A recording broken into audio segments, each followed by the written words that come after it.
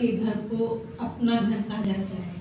तो आप सब आज अपने घर में आए हैं, ऐसा ही महसूस कर रहे हैं। हमें बड़ी खुशी हो रही है कि आप सब आज आए हैं। कुछ भाई बहने तो ऐसे हैं जो पहले भी आते रहते हैं, कुछ आज पहली बार आए होंगे। उन सब का स्वागत है। मैं प्रजापिता ब्रह्मा कुमारी ईश्वरीय विश्वविद्यालय की ओर से बोल रही हूँ, हमारी झज्जर शाखा।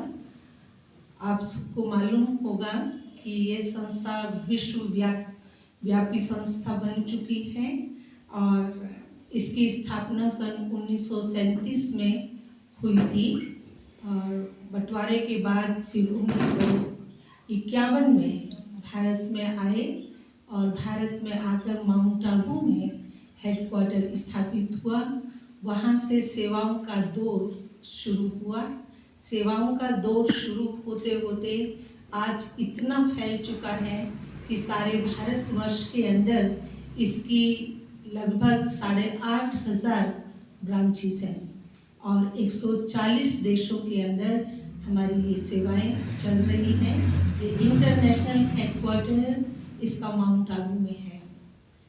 मैं समझती हूँ कईयों ने तो शायद पहले सुना भी होगा, कईयों ने देखा भी होगा, और नहीं भी सुना देखा हो तो आप इसके बारे में अवश्य आज जान पाएंगे। ये हम सबका सौभाग्य है कि परसों अचानक ही ऐसे हमारे राकेश जी से मिलना हुआ, क्योंकि राकेश भाई जी आते रहते हैं और न्यूज़ वगैरह भी डालते रहते हैं। तो उनसे बात हुई कि युवाओं के लिए कुछ ऐसा कदम उठाया जाए कि जो उनके जीवन के लिए एक सार्थक भी हो और उनको आगे बढ़ने में मदद कर सके। तो भाई साहब ने बहुत अच्छी राय दी और शुभ भावना से कहा कि हम अपनी युवा संस्थाओं को बुला करके उनके साथ शेयर कर सकते हैं, क्योंकि जो कार्य मिलजुल करके किया जाता है उसकी ताकत कुछ और होती है। आप सभी युवाओं के लिए बहुत अच्छे अच्छे कार्य कर रहे हैं और हमारी संस्था क्या कार्य कर रही है इसका तो नाम ही है प्रजापिता ब्रह्मा कुमारी ईश्वरीय विश्वविद्यालय। अर्थात कुमार और कुमारियाँ यहाँ बचपन से ही उनको इस प्रकार की शिक्षा मिलती है कि हमारा जीवन चरित्र कैसा होना चाहिए, हमारे जीवन का लक्ष्य क्या होना चाहिए।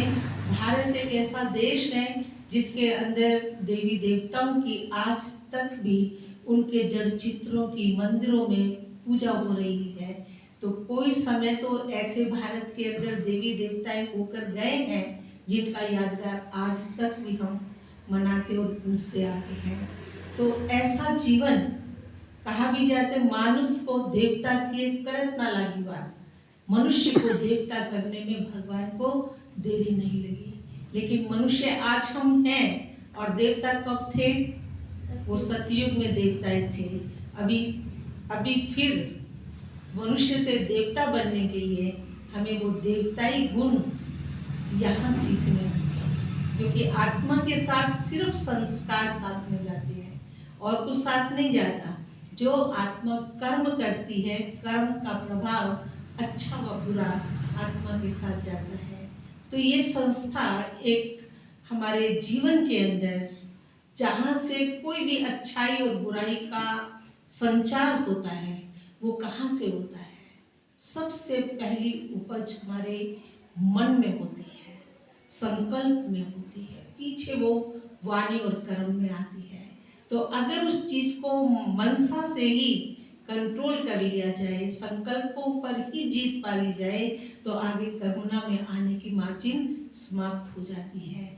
तो इस प्रकार से हमारी ये संस्था भी बहुत युवाओं के लिए कार्य कर रही है, उनको आगे बढ़ा रहे हैं। अनेक प्रकार के व्यसनों से उनको मुक्त कराया जाता है और जीवन को कैसे चरित्रवान बनाया जाए उसके लिए कार्य कर रहे। लाखों ऐसे युवा भाई बहने हैं जो हमारे इसमें कार्य कर रहे हैं और आज हम सबका सौभाग्य है कि माउंट आबू हेडक्वार्टर से हमारे भ्राता दिनेश जी आए हैं हम सबके बीच में। आप इसी सेवाओं के निमित्त है, वहाँ पर भी माउंट आबू में भी इसी ड्यूटी में ही होते हैं और पूर्ण रूप से किस प्रकार से देश के युवाओं को जगाया जाए, उनके अंदर जागृति पैदा की जाए और उनके जीवन को श्रेष्ठ बनाने की कैसे उनके अंदर प्रेरणाएं दी जाए, वो सब आपके सामने रखेंगे भी। और आपके भी जो विचार हैं, आप जो सेवाएं कर रहे हैं,